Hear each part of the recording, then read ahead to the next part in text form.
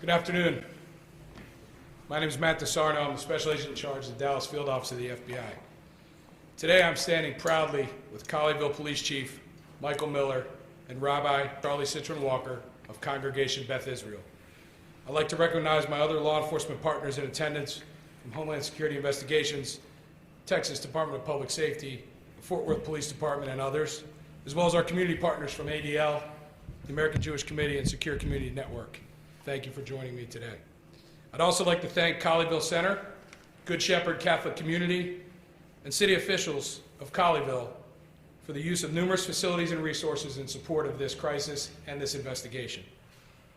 Although a global FBI terrorism investigation is underway, we wanted to provide an update as best we could regarding last Saturday's hostage taking here at the Congregation Beth Israel in Colleyville, Texas. This attack, rooted in anti-Semitism, has shaken the members of Congregation Beth Israel and extends to the entire Jewish community, many of whom we have heard from as they worry about potential and persistent threats. We will each speak and plan to take a few questions as time permits. Chief Miller, I'll turn it over to you.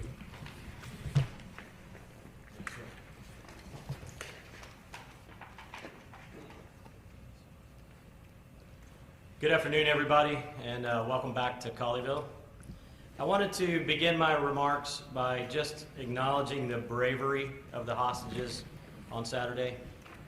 Their actions were nothing short of heroic, and I'm so thankful that they are reunited with their families. Good job, Charlie. We continue to work closely with the FBI on this investigation. Tips and leads continue to come in. For example, on Sunday, we received a tip from a Colleyville resident who had interacted with a suspect on Friday on a bike trail near the Colleyville soccer complex on Pleasant Run Road. CPD officers found a mountain bike that was chained to a fence along the railroad tracks near the soccer complex. And FBI agents were called to the scene to process and photograph the bike. They were able to unlock the bike lock with a key that was found in the possession of the deceased suspect. As we've had time to review the details of the operation on Saturday, I would like to acknowledge the efforts of a few that stood out. As many of you know, we have a consolidated dispatch center with South Lake and Keller. We all share one main police channel, and our dispatchers are actually Keller Police employees that are housed at Keller PD. By all accounts, the team working Saturday morning did a phenomenal job. They spoke to the suspect and to the rabbi for an hour and a half before negotiators took over.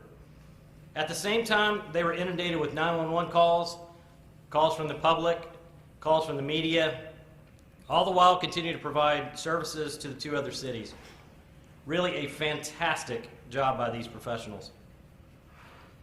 And as I said on Saturday night, the call originally came in as a disturbance. The first officer arrived on the scene at approximately 10:45 a.m., just 2 minutes after he was dispatched. This officer has 2.5 years experience with the department, and with the insight of a veteran officer, within 1 minute and 23 seconds, he says over the radio, this could be a potential hostage situation. Extraordinary job by this young officer to quickly recognize the gravity of the situation. And this set the tone for the entire incident. I would also like to recognize the FBI's rapid response and enormous resources that they dedicated to resolving the situation. All told, the FBI had 182 personnel dedicated to this incident. Their skilled personnel and aggressive, sound decision-making by FBI Special Agent in charge Matt DeSarno ensured that we had the right personnel with the right skills on the scene to handle any situation that may evolve. We are eternally grateful for the support provided by the FBI this week. I would also like to thank the Colleyville Police Department and all of the agencies that responded to assist. On-duty South Lake and Keller units deployed immediately when they heard the radio traffic, and soon our partners in SWAT, which also include Roanoke and Trophy Club, quickly made their way to the scene. In total, we had approximately 252 law enforcement personnel from 13 different agencies assist us, and many more city departments and volunteers. I won't take the time to thank them here, but we will be posting a list on our social media to ensure that we recognize their significant contribution. In closing, we live and work in a wonderful community. Our elected officials, city manager's office, and many city departments voluntarily deployed to provide support that day. We're also grateful for the support of the public, both in terms of providing tips and leads, but also for the outpouring of appreciation to the department. Thank you all. At this time, I'll hand it over to SAC Matt DeSarno for his comments and an update on the investigation. Thank you very much.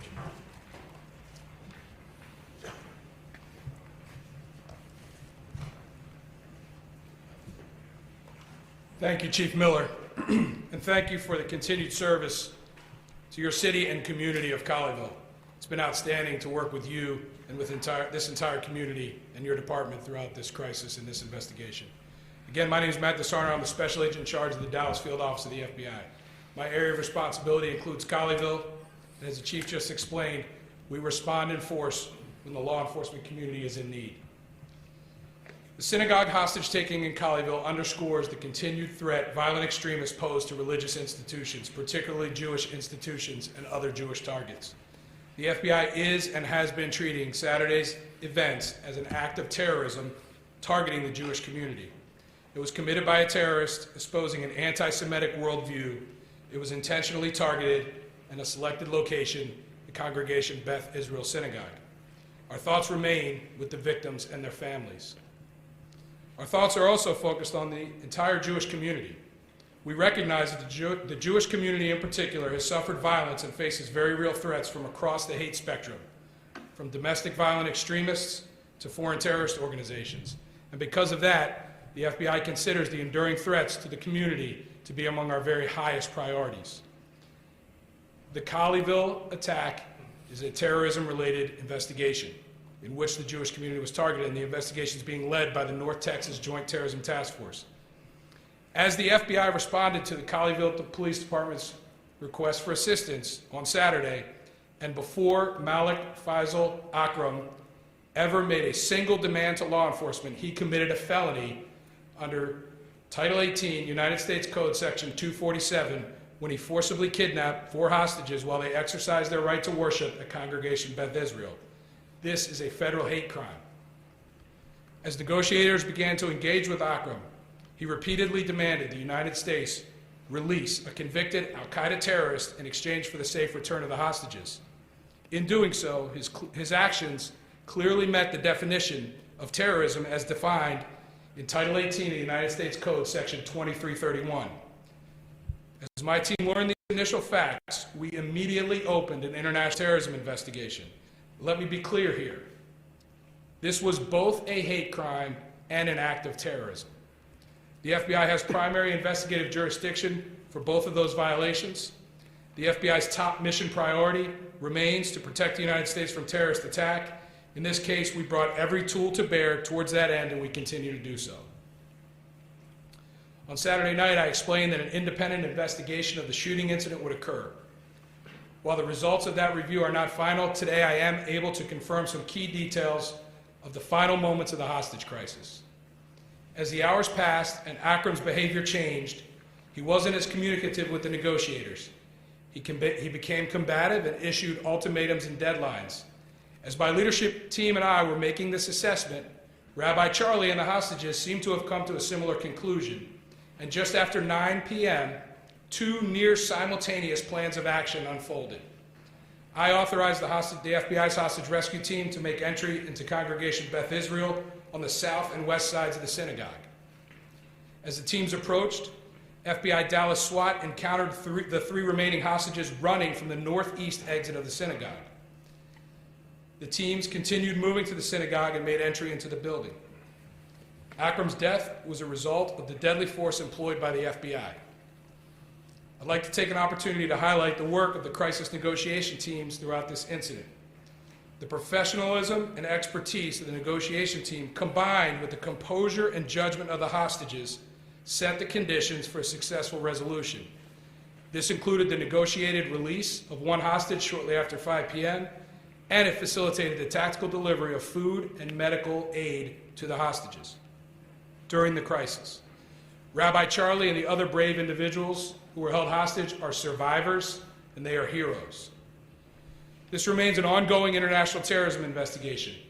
While I'm limited in the information I can provide in order to maintain the integrity of that investigation, I will confirm that we continue to coordinate with our international partners through our FBI legal attaché offices in the United Kingdom and elsewhere. We continue to work with our intelligence community partners to learn as much as we can about Akram, his associates, and his motivations. We are following up on a high volume of viable leads, as this is an evolving investigation into a terrorist who crossed global boundaries and who was not known to and did not have prior contact with U.S. intelligence or law enforcement authorities. We are rigorously conducting analysis of Akram's associates and media, including his personal devices and online accounts. We're working hard to learn more about how Akram acquired the firearm he possessed, and of note, specifically, no explosives were recovered at the scene. To date, we've had significant success in tracking Akram's movement and identifying persons with whom he interacted while inside the United States. This includes from the time he landed in New York on December 29th until he entered the congregation Beth Israel Synagogue on January 15th. I'd like to thank our partners, to include the New York City Police Department, the Dallas Police Department, the Fort Worth Police Department, and of course the Colleyville Police Department for their assistance in these efforts. I'd also like to thank the members of the public who voluntarily provided critical information in getting us to this point. The FBI is particularly skilled at amassing and mobilizing resources in response to a crisis such as this. In Dallas, we responded immediately with agents and analysts. Our victim specialists arrived to stay with family members as the hours passed. Our Dallas Critical Incident Response Team, including crisis management coordinators, SWAT, evidence response team, and crisis negotiators mobilized. A command post was established and staffed, and it included staff from Congregation Beth Israel. Resources from Quantico and FBI headquarters immediately engaged and began supporting our efforts. Within hours, on-scene resources flowed in from our critical incident response group, and this included the FBI's hostage rescue team, additional crisis negotiators, additional intelligence analysts, behavioral science experts, and additional crisis management coordinators. Throughout the day, we worked through legal process with technology providers and other partners to establish operational advantages. We received immediate support from our local, state, and federal law enforcement partners. And at present, we are leveraging all resources at our disposal to analyze and exploit data and evidence at the FBI laboratory, at our Operational Technology Division, and at the North Texas Regional Computer Forensics Lab. We will continue to devote resources to this investigation as long as needed, and I want to thank each person who has been working steadfastly since last Saturday to ensure in the pursuit of justice. As the crisis shifts into investigation, we continue to apply the same rigor to our investigative, intelligence, and operational practices. It's what the American people expect, and it's our FBI mission to protect the American people and uphold the Constitution of the United States. While we have not seen any specific or credible threats related to this incident, my team in Dallas and the entire FBI continue to work with our partners to identify and mitigate threats to the Jewish community and others. Members of all faith communities should not have to be worried about the threat of violence at their services. Since Saturday, my colleagues around the country and the leadership of the FBI have been engaging with the Jewish community to provide updates, to reaffirm our commitment to protecting faith communities, and to highlight available resources.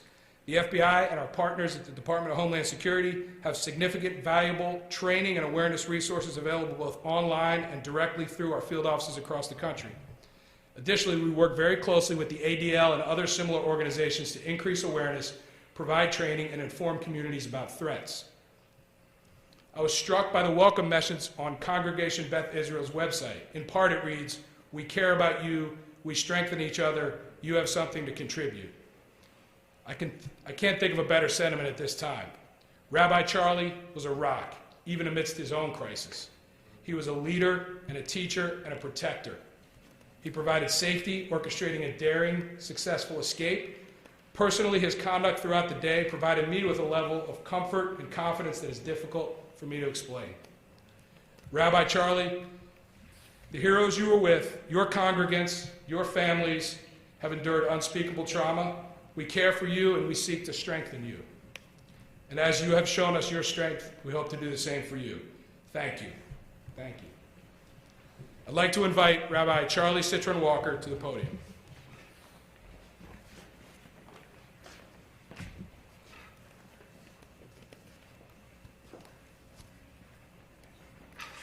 Thank you all for being here. I just want to express my gratitude this afternoon.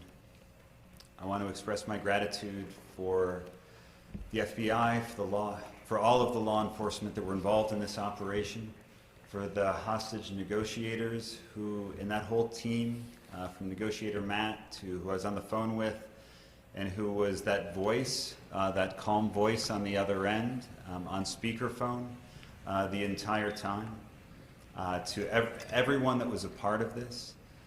I want to thank Chief Miller and the Colleyville PD because, and in addition to thanking Chief Miller, I also want to thank Mayor Richard because, as I was just telling him before we came in, because of, right, I've been around here for a while, and he was the first mayor to establish a ministerial alliance, an opportunity for clergy and city officials to come together and meet on a quarterly basis. We would get regular updates from police and fire, and so many updates about all the construction, right, Jerry?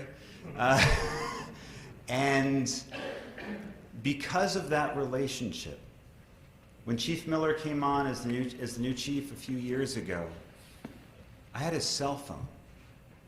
I knew him personally. I had a relationship. And so when I had the opportunity to text with him and communicate with him about our situation, I had that resource available in that moment. And so a huge thanks to Mayor Richard, a huge thanks to Chief Miller, a huge thanks to everyone who was involved. And along with that, again, we haven't done this enough, just to thank Mike Finfer, who's our current president. But before he was the president of Congregation Beth Israel, he was our house chair and our safety lead. And he was the one who really pushed us as a congregation and as a community to make sure that we had plans in place, to make sure that we had and we took advantage of the trainings that were offered to our community. So I stand up here before you with great gratitude just to be alive, with such appreciation for all of those small little details that add up to something that fortunately was pretty miraculous. And so with gratitude to God, with gratitude for all of those individual human efforts that allow us to be here today, I'm just overflowing with gratitude. And let me also just add one more thank you to all of the media who's been camped out here in Colleyville. Thank you for your time and your energy. I know this hasn't been easy for y'all either. And just with great love to Congregation Beth Israel, great love to the Jewish people, and great love for all of the support that we have received over this past week. It's truly, truly been overwhelming. Thank you.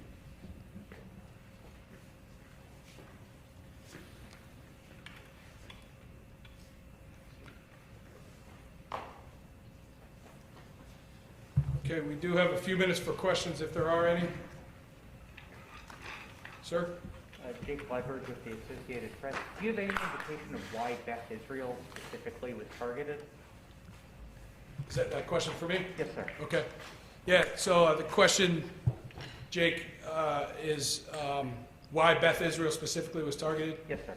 We do have information about that. I think what I'll say here is that we think that Akram was seeking the release of a convicted terrorist who is in federal prison. I didn't on Saturday night, and I don't intend now to give that person any further notoriety. But it was his belief that Congregation Beth Israel was the closest synagogue to where that prisoner was being housed at FMC Carswell. Thank you. Mr. Sarno? Sean. Thank you, sir. Can you talk about why the 60 or 70 folks from Quantico came in? Certainly, you have an elite SWAT team right here at the Dallas FBI, as well as the surrounding agencies that were working with you. I could talk a little bit about that, Sean. So Sean's question is, why did we bring in the team from Washington? So Like I mentioned earlier, this was both a hate crime and an act of terror. We learned pretty early on that this was an active hostage situation. That team in Quantico is called the Hostage Rescue Team. They are they are the best team in the country, maybe in the world, in conducting what is the most dangerous law enforcement activity that exists, which is a hostage rescue. Dangerous both to operators and to hostages for obvious reasons. So we made the decision very early in the day, almost immediately after being notified that we had an active hostage situation, to engage with our critical incident response group, let them know what we had, ask them for help, and then they determined that they needed to send 2 full teams down here. How long did it take them to get here from your first call? From first call, about 6 hours they were here. They were ready to rock in 6 hours. They were on the ground here in shorter time than that, but it was a quick mobilization. I think it kind of demonstrates the ability, the ability of my organization, that when there is a crisis, we can mobilize resources and get them halfway across the country relatively quickly. Agent Sarno, you mentioned how the escape coincided with your forced entry plans. Yes. So did you know that the rabbi and the other hostages were going to come out? I mean, was there any kind of communication or timing about this? Was it just a complete coincidence, or what can you say about that? I would not say it was a complete coincidence. What I would say is that we felt like we had pretty good situational awareness from my position with the negotiators and the other, awareness tools that we were employing. The hostages had even better situational awareness than we did because they were inside of there. And I think we both kind of realized around the same time that it's time to go. And I authorized the teams to go, and Rabbi Charlie authorized himself and his hostages to get out. And I think that's how it worked. Sir? In looking into the suspect's past, has it put anybody else on your radar, whether here or elsewhere? And if or if not, what do you need from the public as far as that's concerned? That's a great question. Thank you for asking that. The question is whether or not other people are on our radar and what do we need from the public. So right now we have gotten great support from the public. We don't have a specific call to action for the public. We feel like the 15 or 16 days that he spent here in the United States, we have made good progress on identifying his movements and his associations and people with whom he came in contact with. As far as his activity prior to coming here, outside of the scope of the continental United States, we are working closely with international partners, and I'm not going to comment on the work that we're doing in their countries, but we are getting great support, particularly from the UK. Great lines of communication, coordination, and collaboration is as good as it can. So I expect that we'll be learning those types of details, and we are learning those types of details currently. Have you Sean? detained anyone locally? What's that, Sean? Have you detained anyone locally? The question is, have we detained anyone locally? We have not detained anyone else locally here in this investigation right now. Jake? Where and how did Akram acquire the gun he used in this attack? So right now in our investigation, that's a primary gap that we are working to fill. We are actively focused on that piece of the investigation, and hopefully in the near future we'll have more information that we can release about that. Thanks, Jake. Sir. Have you identified the man who accompanied Akram into the Alcorn shelter on January 1st, gave him a hug, patted him on the back? Do you know who that person is? Do you feel he's involved in this at all? So we believe that we have identified all the people that Akram had contact with or interacted with in this area. And that's really, I'm really not in a position that could, we still have an ongoing investigation, particularly as it relates to other people. So I can answer the first part of your question that we have identified that person. Do you consider any of those people accomplices that you've identified? At this point, the question is, do we consider them accomplices? At this point, all I'm prepared to say is that we have identified them. Do you believe that Akram was about to possibly kill a hostage at that point? I mean, what was his mindset, and how concerned were you that something terrible was about to happen? What I can say is, and I, if Rabbi Charlie wants to comment on this as well too. So my perception of the events were that what I was perceiving and what my leadership team and the negotiators were perceiving was that the situation had gone from bad to significantly worse, and that it was time to take action. And I think that.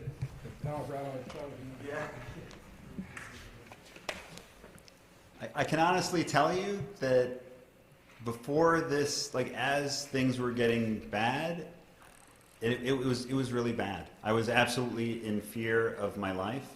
I was kind of wondering, like, okay, FBI, like, let's, but of course we had no idea. We had no idea. And he went from extremely agitated with the negotiator to all of a sudden very calm like he was earlier in the day, just asking me for juice. And I was highly, highly concerned in that moment. And yet, fortunately, that gave us the opportunity, right, when we had liquid in his hand, right? So that was part of the opportunity that we took advantage of. So. Rabbi, while you're still there, yes. You in your statement just now, you had said when it got to that point at the end, you became very, very fearful for your life. Yes. Having not been in that situation, I would assume from the very beginning you would be very, very fearful for your life. Can you kind of go through the emotions you and the other individuals with you kind of went through that day as it started and progressed through the day? I mean, that was a long time to be in such a stressful environment. I would just say that we were fearful the whole time, right? It's hard not to be with someone with a gun in their hand, kind of pointing it at you the whole time.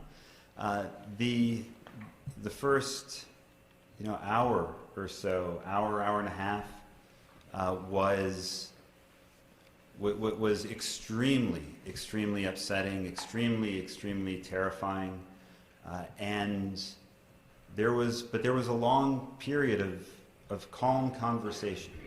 Of again, once he was talking with us. He wasn't yelling at us, and we were able to have conversation. He was certainly right. We were constantly looking, right? We were constantly looking for an opportunity to leave. And it was very, very hard to find an opportunity where we all could leave. Right? That was kind of something in all of our minds. Right? None of us could imagine one person going and leaving the others behind. And so it took a very long time, and we were very fortunate in many ways. Right? And when the opportunity presented itself, we were able to take advantage of it. But it was pretty on edge all day. Rabbi, can you talk a little bit about services starting back up tomorrow and how that's going to look? Is it going to be virtual? What things are you changing? The public can participate in services through our Facebook Live program. And so and anyone that would want to come and pray with us, we invite that participation. But we will be having services tonight. We will be having services tomorrow morning, our traditional observance. Any message for the Jewish community this Shabbat? The message for the Jewish community this Shabbat, more than anything else, is as best we can. I want to encourage everyone to have a Shabbat Shalom, a Sabbath of peace. God willing, we're able to find a sense of wholeness with our families, with our communities, and that is that sense of peace that comes with every Sabbath, each and every week, and that's our opportunity to help make Shabbat a day of holiness, to make it a unique day out of the entire week, and we all desperately need that sense of peace. And I would extend that not only to the Jewish community, I would extend that to all communities. This question is for the special agent in charge. Can you take us back to the moment where you had to make that critical decision to send your officers in? Can you take us back to that moment, what you were thinking, what you were feeling? So what I'll say is that I felt I felt like I had good situational awareness because I had help from, we had help from inside the synagogue. We had a great negotiation team that I highlighted earlier that gave us really good visibility into what was happening. We believed, we had a good idea of the condition of all the hostages and the mindset of the hostage taker. And so it gave me the confidence in the information that I had, combined with the confidence that I had in the abilities of the teams to do their job, that made a very difficult decision, one that I could make confidently. One quick question. The footage that was inside of the synagogue, was that something you were able to see during that? You trying to figure out what was happening inside? All I'm prepared to say about that is that we felt like we had really good audio coverage of what was happening in there and decent video coverage of what was happening in there. Enough to give the decision makers, the negotiators, and others general situational awareness, but we did not have full visibility of what was happening. The key things we want to know are the condition of the hostages and the mindset of the hostage taker, and we were able to have that. The other line that he wrote to the synagogue, can you elaborate on other modes of transportation that he used to get around? And could you elaborate on some of the other places he went in the Metroplex? Really, all I can. The question was about elaborating on his modes of transportation and other places he went in the Metroplex. So, as we still continue to conduct this investigation and determine exact all those things, and we have pretty good fidelity on those things, but I'm not at this point prepared to talk specifically about identifying associates or contacts or those types of. It's just investigative details I can't discuss right now. We'll take one more question. Sir, just relative to his motive, I mean, is it your belief that when he got on a plane in London, that was his goal for all along to do what he ended up doing? Or did along the trip somewhere did he decide to do this? So, the statement that I made earlier about his motives is where we are right now, that we believe that he committed an act of terror based on an anti-Semitic worldview in order to secure the release of a convicted terrorist. That's what we believe. That's what we believe was his motive. From the beginning of his travel to here. That's what you said. What I'll say about his motive. That's what Yeah. you think. All along that was his motive. What I believe, I don't know when that motive came about, if it was 7 years ago or 2 days before the attack, but that was the motive for conducting the Is there a attack. clear indication of his connection to the individual he wanted released? So the individual he wanted released is a convicted terrorist that foreign terrorist organizations in the past have tried to negotiate the release by exchanging American hostages for that person's release. So he is aware, certainly aware, but I'm not aware of any personal connection to that person. All right. Thank you, everybody.